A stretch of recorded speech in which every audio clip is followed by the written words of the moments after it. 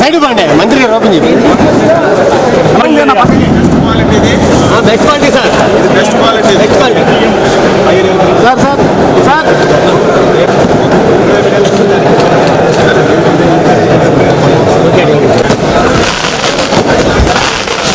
ముందు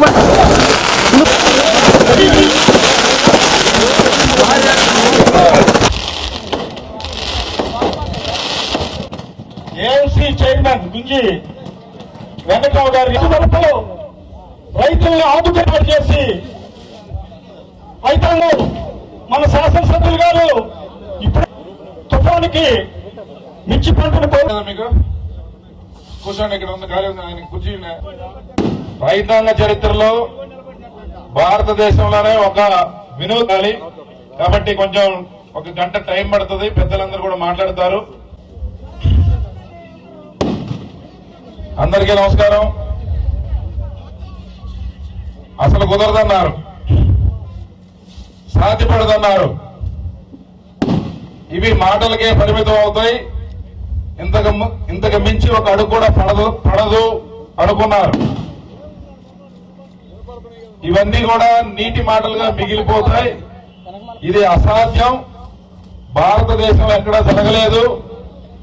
ఈ రైతులందరూ కూడా ఇబ్బంది పడతారని చెప్పి చాలా మంది మాట్లాడారు.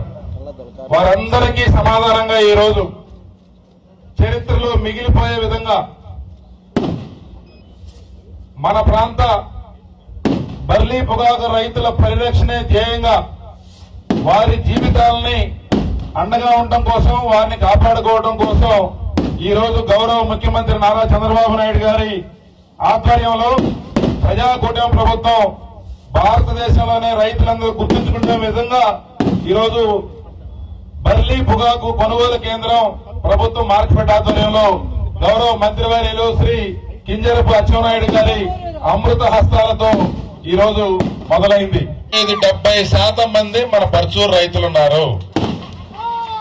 అంటే మనకి దాదాపు 500 మంది 500 కోట్ల లాభం కాదు, నష్టాన్ని తగ్గించబోతా ఉంది ప్రభుత్వం. అయితే ఇది భవిష్యత్తులో కంటిన్యూ కావాలంటే మనకి ఏ పంటలు పడితే ఆ పంటలు పండవు. మనకి పొగాకు ఎందుకు వేస్తున్నాము, రిస్క్ చేస్తున్నాం 1,50,000. ఎందుకంటే మన భూములకి అది సూట్ అయింది.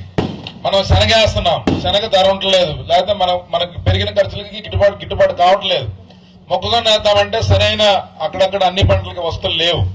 కాబట్టి మనము తక్కువ అవకాశాలు ఉన్నాయి పంట పండించడానికి, ఎక్కువ నంబర్ ఆఫ్ క్రాప్స్కి వెళ్ళలేము. అయితే ఇక్కడ మనం సంఘటితంగా ఉంటే ఇప్పుడు ఈ 600 కోట్ల రూపాయల లాభం ఏదైతే మనకు జరుగుతుందో గవర్నమెంట్కి నష్టం జరగకుండా మనం చూడొచ్చు. దానికి ఏం చేయాలంటే భవిష్యత్తులో విచ్చలవిడిగా పొగాకు పండించడానికి వీల్లేదు. ఈరోజు కంపెనీలు మోసం చేసినాయి, మీకు ఆ మోసాన్ని మర్చిపోకూడదు. మీరు మోసపోకుండా ఉండాలంటే మీ తరఫున కొట్లాడి మాట్లాడే ప్రభుత్వం ఉంది. కానీ మీరు కూడా సంఘటితం కావాలి, మీరు కూడా ఒక కంపెనీగా తయారు కావాలి, ఒక ఫార్మర్ ప్రొడ్యూసర్స్ ఆర్గనైజేషన్ గా తయారు కావాలి. మీ పండించే పంటకి ధర మీరే నిర్ణయం తీసుకునే అధికారం, అవకాశం ఈ ఒక్క పంటలో ఉంది.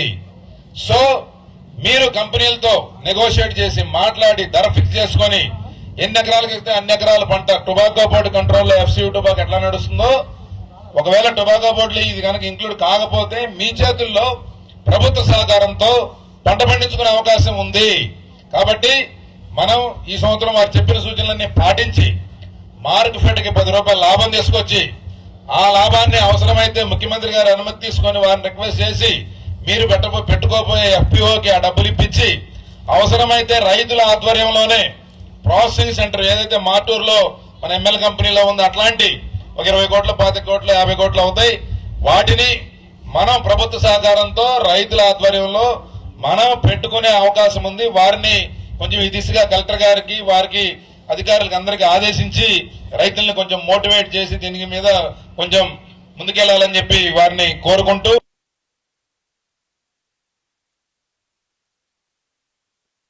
అందించారు. మనస్ఫూర్తిగా వారికి ముఖ్యమంత్రి గారు తీసుకున్న ఈ నిర్ణయాన్ని సమర్థవంతంగా అమలు చేయడానికి చివరి రైతు వరకు న్యాయం జరిగే వరకు పైలట్ మోడ్ లో ప్రణాళిక సిద్ధంగా ఉండాలి.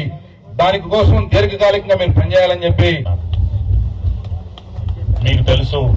మరి పోయిన ఏడాది టొబాకో పండించినప్పుడు చాలా మంచి బంపర్ క్రాప్ మీకు వచ్చింది. అదే విధంగా మంచి ధర కూడా మీకు లభించింది. ఆ ధర రావడంతో మీకు లాభాలు వచ్చాయి. లాభాలు వచ్చాయని చెప్పి మరి నిరుడు లాభాలను మీరు దృష్టిలో పెట్టుకొని ఈ సంవత్సరం అంతకు రెండింతలు పంటని మీరు పండించారు, మీరు వ్యవసాయం చేశారు. మరి పోయిన మీటింగ్ లో మీ అందరి సమస్యల్ని కూడా ఇక్కడ ఉన్నటువంటి నాయకులు అధికారులు వినడం జరిగింది. మరి మీరందరూ ఔత్సాహికంగా కౌలుకు తీసుకొని వడ్డీలకి డబ్బులు తీసుకొని వచ్చి ఆ వడ్డీ డబ్బులన్నీ వాటిలో పెట్టి మీరు ఈ పంటను పండించారు. మరి మీకు ఒక పక్కన మీరు చేసిన అప్పులు మీ వడ్డీలు మీదకి వచ్చాయి. మార్కెట్లో దీనికి మరి మార్కెట్ యొక్క డిమాండ్ సప్లై సూత్రాన్ని అనుసరించి మరి ఆ డిమాండ్ అనేది పడిపోయింది, సప్లై అధికమైపోయింది. తద్వారా మీకు మార్కెట్లో కొనుగోలు చేసే పరిస్థితి లేకుండా పోయి మీరందరూ ఆందోళనలోకి వెళ్ళిపోయారు. మరి ఇది కొనకపోతే చేసిన అప్పుల పరిస్థితి ఏంటి, ఆ వడ్డీలేంటి, అసలేంటి, మళ్ళీ నెక్స్ట్ ఇయర్ వ్యవసాయం చేయాలంటే పరిస్థితి ఏంటి అనేది ఈ సమస్యని అందరికంటే ముందుగా ప్రత్యేకంగా చాలా లోతుగా అర్థం చేసుకున్నది స్థానిక శాసనసభ్యులు సాంబశివరావు గారు. మరి వారు అర్థం చేసుకున్నటువంటి సమస్యని రాష్ట్ర స్థాయిలోకి సమర్థవంతంగా తీసుకెళ్తే మరి అక్కడ అత్యంత పరిపాలనా దక్షత అనుభవం కలిగినటువంటి వ్యవసాయ శాఖ మార్చులు దాన్ని సహృదయంతో స్వీకరించి మీకు సహా అనుభూతితో ఆయన దాన్ని పరిశీలించి రాష్ట్ర ముఖ్యమంత్రి గారి దృష్టికి మరి రాజశేఖర్ సారు వ్యవసాయ మంత్రులు వీళ్ళందరూ తీసుకెళ్లడం జరిగింది. మన ముఖ్యమంత్రి వర్యులు రైతులకు ఎక్కడ ఏ ఇబ్బంది వచ్చినా ప్రభుత్వం ఆ ఇబ్బందులను ఎదుర్కొంటుంది కానీ రైతుల్ని అటువంటి ఇబ్బందిలో ఉంచే పరిస్థితి ఉండకూడదని ఆలోచన చేసి అనేక సమావేశాలు నిర్వహించిన తర్వాత మరి చరిత్రలోనే ఎన్నడూ లేని విధంగా మార్కెట్ ద్వారా దీన్ని కొనుగోలు చేయాలనేటువంటి ఒక చారిత్రాత్మకమైన నిర్ణయాన్ని తీసుకున్నారు. మరి మునుపెన్నడూ జరగలేదు. మరి రాబోయే రోజుల్లో కూడా ఇది అలా జరగాల్సిన అవసరం కూడా లేకుండా మనందరం కూడా బాధ్యత వహించాలి. మరి ఈ రోజున మీకు ఆ గ్రేడింగ్లతో మిమ్మల్ని మరింత ఇబ్బంది పెట్టకుండా 2 గ్రేడింగ్లు అనే విషయం కూడా ఈ విషయంలో అనుభవం ఉన్నటువంటి ఎమ్మెల్యే గారు దాన్ని ప్రతిపాదించి మరి HDR HDM ఉన్నప్పటికీ వాటిని 2 కలిపి 120 రూపాయలు, HDX ఉంటే 60 రూపాయలు కిలోగా నిర్ణయం చేయడం జరిగింది. మరి మనం ఇంత మంచి నిర్ణయాలు జరిగాయి, మన అప్పులు తీరే రోజు వచ్చింది, మళ్ళీ మనం వ్యవసాయం చేసుకోవడానికి ఇబ్బందులు లేనటువంటి పరిస్థితులు ప్రభుత్వం మనకందరికి కల్పించింది. మరి మన బాధ్యతగా మనం ఏం చేయాలి? మన బాధ్యతగా మనం చేయాల్సింది ఏవైతే గ్రేడ్లు మనం చెప్పామో ఆ గ్రేడ్లలో మార్కెట్ యార్డ్కి తీసుకురావాలి. మార్కెట్ యార్డ్కి తీసుకొచ్చే ముందుగా మీ అందరికీ మీ సెల్ ఫోన్ కి మెసేజ్ వస్తుంది. మెసేజ్ రావడం కంటే ముందుగా మీకు ఒక ఏపీ ఎయిమ్స్ అనేటువంటి అప్లికేషన్ ద్వారా మీ యొక్క డీటెయిల్స్ అన్నింటినీ సేకరించడం జరిగింది. ఆ డీటెయిల్స్ లో నుంచి సీఎం యాప్ లోకి ఇంటర్గ్రేట్ చేసుకొని ఎవరైతే సీఎం యాప్ లోకి వచ్చారో వాళ్ళకి మీకు మెసేజ్ వస్తుంది మీ ఇంటికి. ఆ మెసేజ్ ని మీరు చూసుకొని మీ ఇంట్లో ఉన్న పిల్లల చేతనైనా చదివించుకొని లేదా మీ VAA ద్వారా కూడా చదివించుకొని ఆ మెసేజ్ ప్రకారంగా అందులో తెలియజేయబడిన తేదీ, ఆ సమయానికి ఎన్ని కేజీలు ఎన్ని క్వింటాలు సరుకు తెమ్మని అందులో ఉంటుందో అంతే మీరు తీసుకొని రావాలి. పొరపాటున కూడా ఎక్కువ తెచ్చి గొడవ పెట్టుకోవడం లాంటిది మనం చేయకూడదు. అదే విధంగా తీసుకొచ్చినటువంటి దాన్ని మాయిశ్చర్ కూడా మనం చెప్పినటువంటి లిమిట్స్ లో ఉండేటట్టుగా తీసుకురావాలి. ఆ మాయిశ్చర్ విషయంలో కూడా మనం జాగ్రత్తలు తీసుకోవాలి. ఆ విధంగా మీరు తీసుకొని వచ్చినట్టయితే చెప్పబడిన డేట్ కి సమయానికి తెస్తే ఇక్కడ క్రిక్కిరిసిపోయే పరిస్థితి ఉండదు, రైతులందరూ తొక్కేసలాడుకునే పరిస్థితి ఉండదు.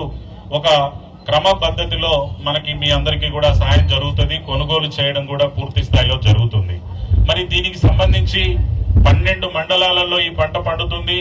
152 VAL క్రింద అంటే 152 విలేజ్ రైతు సహాయ కేంద్రాలలో సంబంధించిన జ్యూరిడిక్షన్ లో ఈ పంటను పండించడం జరుగుతా ఉంది. ఆ నిర్ణయాన్ని మేము జిల్లా యంత్రాంగం కూడా 100% మేము అమలు చేస్తాం. వచ్చే సంవత్సరం ఎట్టి పరిస్థితుల్లో కూడా ఈ పంట జోలికి మనం పోకూడదు. ఈ సంవత్సరం మిగిలినటువంటి పంటనే వచ్చే ఏడాది కూడా మార్కెట్ ద్వారా అమ్మే పరిస్థితి ఉండొచ్చు.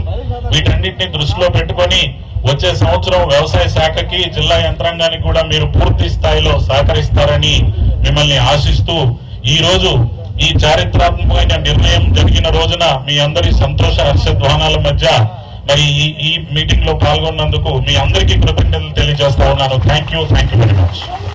మీరందరూ అన్నట్టు ఇప్పుడు మా జిల్లా కలెక్టర్ గారు మురళి గారు చాలా విపులంగా అందరికీ అర్థమయ్యే దాంట్లో చాలా చక్కగా అనేటువంటిది ఏం చేయాలి, ఎలా చేయాలి, అసలు నిజంగా చెప్పాలంటే ఒక టీచర్ చెప్పినట్టుగా చాలా పద్ధతిగా అనేటువంటిది మా కలెక్టర్ గారు చెప్పారు.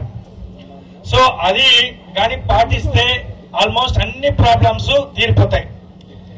నా అపీల్ ఏంటంటే, నా రిక్వెస్ట్ ఏంటంటే, ఈ రోజు ఇక్కడ ఇది జరిగింది అని అంటే మన గౌరవ సీఎం గారు నారా చంద్రబాబు నాయుడు గారు, దాని వెనుక మా మంత్రివర్యులు, మా స్పెషల్ సిఎస్ గారు, దాని వెంట మీ ఎమ్మెల్యే గారు, మా ఎండి మనజిరి గారు అంతా కలిసి ఈ రోజు ఈ కార్యక్రమం అనేటువంటి జరుగుతుంది అని అనుకునే కారణం.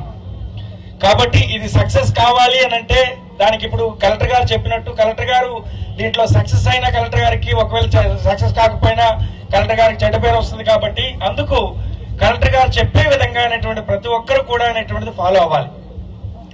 ఇప్పుడు మీకు కలెక్టర్ గారు ఏం చెప్పారు, ఎవరు తీసుకురావాలి అనే దాని దగ్గర ఇక్కడ ఎవరు కూడా మిడిల్ మ్యాన్ ఎవరు కూడా తీసుకురావద్దు, కేవలం రైతులు మాత్రమే తీసుకురండి.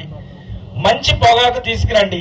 మంచి పొగాకు అనుకోనంటే 12,000కి ఏదైతే వెళ్తుందో దానికి సపరేట్ చెక్కు, 6,000కి ఏదైతే వెళ్తుందో దానికి సపరేట్ చెక్కు అనేటువంటిది చేసుకొని, ఏదైతే దళసరిది పలచడిది మీకు అందరికీ పూర్తిగా అవగాహన ఉంది. మీకు నిజం చెప్పాలంటే దాంట్లోనే పుట్టి దాంట్లో పెరిగి అంత పూర్తిగా అవగాహన ఉంది. ఎందుకంటే తర్వాత మన మార్కెట్ అనేది చాలా కష్టాల్లో ఉంది. అయినప్పటికీ కూడా మార్కెట్ వచ్చి ఈ రోజు రైతుల యొక్క బాధలు అందరినీ చూసి ఈ రోజు కొంటుంది. కాబట్టి రేపు ఫ్యూచర్ లో మార్కెట్ కూడా నష్టాలు పోకుండా ఉండాలంటే మీరు తీసుకొచ్చేటువంటి పొగాకు ఏదైతే ఉందో ఆ 2 గ్రేడ్లు పద్ధతిగా చేసుకొని దాంట్లో దాంది కలపకూడదు. ఈ గొప్ప నిర్ణయాన్ని మనం దానికి చేస్తున్నటువంటి మా తెలియజేసుకుంటూ, ఎక్కడ మనం ఈ రోజు ఎంత చక్కగా అక్కడ ఎటువంటి పేపర్ లో నెగిటివ్ గా రాకుండా మనం జాగ్రత్తగా చేసుకోవాలంటే రైతుల సహకారం చాలా చాలా అవసరము.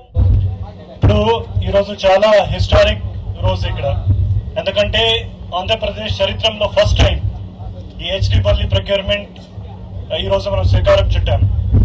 అంటే దాంట్లో టెక్నికల్ ఇష్యూస్ చాలా ఉంటాయి, మీ అందరికీ కూడా దాని గురించి బాగా అవగాహన ఉంటుంది. కాబట్టి అంటే గవర్నమెంట్ నుంచి బాగా లిబరల్ గా, ఎంతవరకు మనం లిబరల్ గా పెట్టగలుగుతామో అంతవరకు మనం లిబరల్ గా నార్మ్స్ కానీ ఆ రూల్స్ కానీ ఆ గ్రేడింగ్ కానీ అంతవరకు మనం పెట్టాం.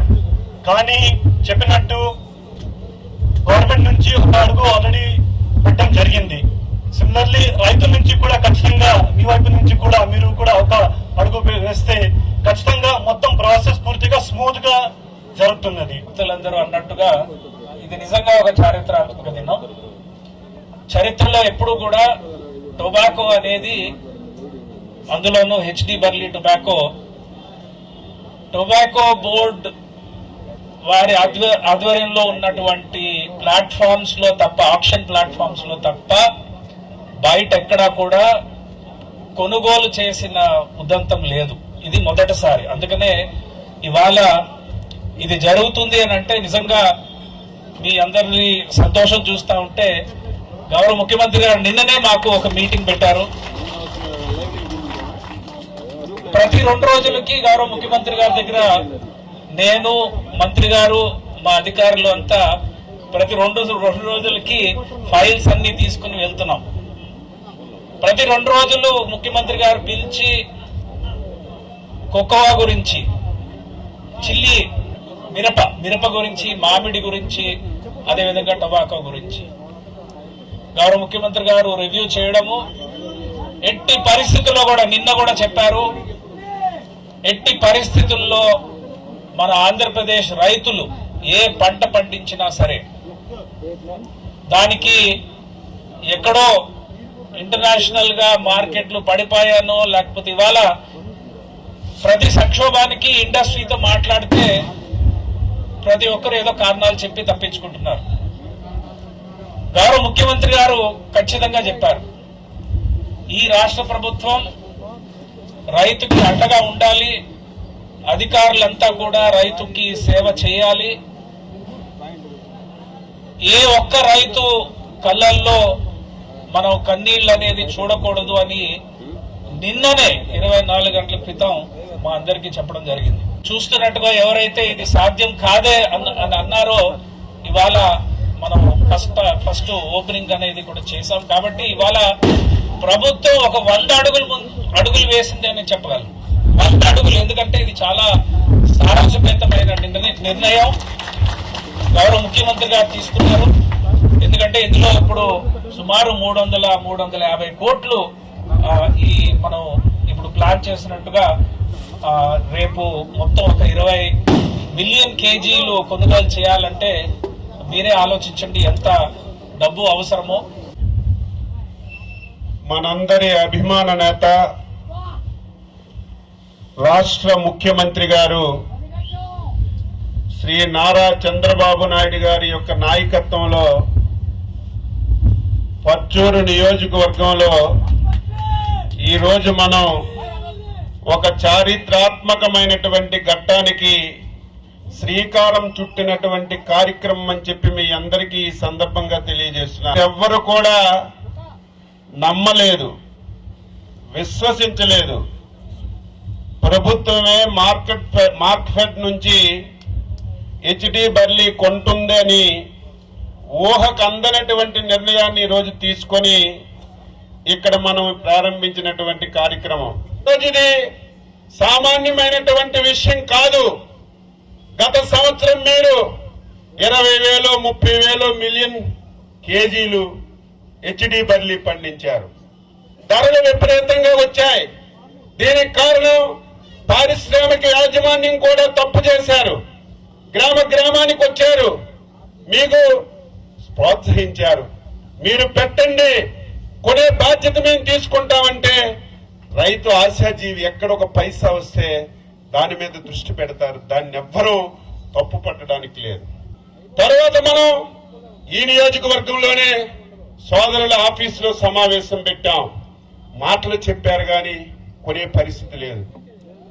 ఇదే మనం నిర్ణయం తీసుకోకపోతే చాలా అవస్థలు పడుతున్నారు. చాలా మంది రైతులు ఆత్మహత్యలు చేసుకోవడానికి కూడా వెనకాడరు. డబ్బు లేకపోయినా అవస్థలున్నా రైతులకు ఆదుకోవాలి. హెచ్డి బర్లీని కూడా ప్రభుత్వమే, ఇది చరిత్రలో ఎక్కడా లేదు. ఫస్ట్ టైం ఆంధ్రప్రదేశ్ రాష్ట్రంలో మార్కెట్ ద్వారా హెచ్డి బర్లీ కొనే కార్యక్రమానికి శ్రీకారం చుట్టాం. ఈ కార్యక్రమం మొన్న 16వ తారీఖున ఓపెన్ అవ్వాలి. అయితే మొదట కొనాలని చెప్పి నిర్ణయం చేశాం. ఒక జీవోను కూడా ఇష్యూ చేశాం. ఆ జీవో ఇస్తే ఏదైతే మనకి పొగాకు బోర్డు ఎన్ని కండిషన్లు పెడతాయో అన్ని కండిషన్లతో జీవో ఇవ్వడం వల్ల మీరందరూ అనాసక్తి చూపించారు. అందులో శాసనసభ్యులైతే మీరు మళ్ళీ ఈ జీవో ఇచ్చి మార్కెట్ ద్వారా కొంటామని చెప్పి పెనములో తీసి పొయ్యిలో పడేటట్టుగా అవుతుంది. ఈ విధానం అయితే రైతుకు మేలు జరగదు. 1 రోజు 2 రోజులు ఆలస్యమైనా సరే రైతుకి న్యాయం జరిగే వరకు న్యాయం జరిగేలాగా నిర్ణయాలు తీసుకోండి అంటే మీ ఎమ్మెల్యే గారితో అధికారులందరం కలిసి కాన్ఫరెన్స్ తీసుకొని ఏ విధంగా చేస్తే రైతుకు మేలు జరుగుతుంది, ఏ విధంగా చేస్తే రైతు ఆనందంగా ఉంటాడని ఆయన ఆలోచనలతో 2 గ్రేడ్లు పెట్టి ఈరోజు ఈ కార్యక్రమానికి శ్రీకారం చుట్టామని చెప్పి మీ అందరికీ తెలియజేస్తున్నాం. ప్రతి రైతు క్రమశిక్షణ పాటించాలి. ప్రతి రైతు క్వాలిటీ మెయింటైన్ చేయాలి. మనందరం కూడా మిగతా వస్తువులు కూడా బజార్లో కొంటాం, షాపింగ్కి వెళ్తాం.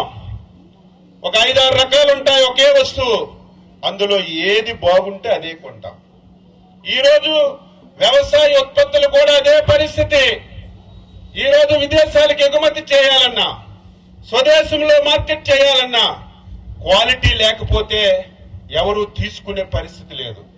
క్వాలిటీ లేకపోతే సరైనటువంటి ధరలు వచ్చినటువంటి పరిస్థితి లేదు. కాబట్టి మీ అందరికీ దయ ఉంచి ఈ సందర్భంగా కోరుతున్నాను. ఏదైతే మార్క్ఫెడ్ ఈ 2 నియమ నిబంధనలు పెట్టిందో, నియమ నిబంధనలకు అనుగుణంగా మీరు క్రమశిక్షణతో ఉంటే నేను మాటిస్తున్నాను, చివరి ఆకు వరకు ప్రభుత్వం కొంటుందని చెప్పి మీకు తెలియజేస్తున్నాను. బల్లి పొగాకి ఎవరు ఊహించిన విధంగా ఈరోజు కేజీకి 12 రూపాయలు పెట్టాం, 2వ రకానికి 6 రూపాయలు పెట్టాం. ఇది ఎవరైనా ఊహించారా? దీని ఖర్చు 500-600 కోట్లు అవుతుంది. ఈ రోజు ఎక్కడ పైసలు లేవు, చాలా వస్తువులు పడుతున్నాం. కానీ రైతుకి ఇబ్బంది కలగకూడదని ఈ రోజు ఈ నిర్ణయం తీసుకున్నాం. దీనికి మీ అందరూ కూడా అర్థం చేసుకోవాలి. ఈ రోజు మేమున్నాం 1982లో రాజకీయాల్లోకి వచ్చాం. ఎన్టీ రామారావు గారు పార్టీ పెట్టినప్పుడు ఈ రోజు వరకు ఒక్కసారి కూడా ఓడిపోకుండా ఇన్ని సంవత్సరాలు 42 సంవత్సరాలు రాజకీయాల్లో ఉన్నాం. కారణం ఏంటి? ప్రజల సమస్యల మీద స్పందిస్తాం, ప్రజల కష్టాల్లో స్పందిస్తాం. ఎక్కడ ఏ సమస్య ఉన్నా చంద్రబాబు నాయకత్వంలో ముందుంటాం కాబట్టి మాకు ప్రజలు గౌరవిస్తున్నారు. మేమేం రాజకీయ కుటుంబాలు కాదు, రాజుల కుటుంబాలు కాదు, సామాజిక వ్యక్తులమే, అసాధారణమైనటువంటి వ్యక్తులమే. మా బలం మలగం మీరు ప్రజలని చెప్పి సందర్భంగా తెలియజేస్తూ ఈరోజు మంచి ఆహ్వానం పలికి మంచి కార్యక్రమాన్ని ఏర్పాటు చేసినటువంటి సోదరులు శాసనసభ్యులు సాంబశివరావు గారికి, మా డిపార్ట్మెంట్ మంజూర్ గారు చాలా బాగా ఏర్పాట్లు చేశారు.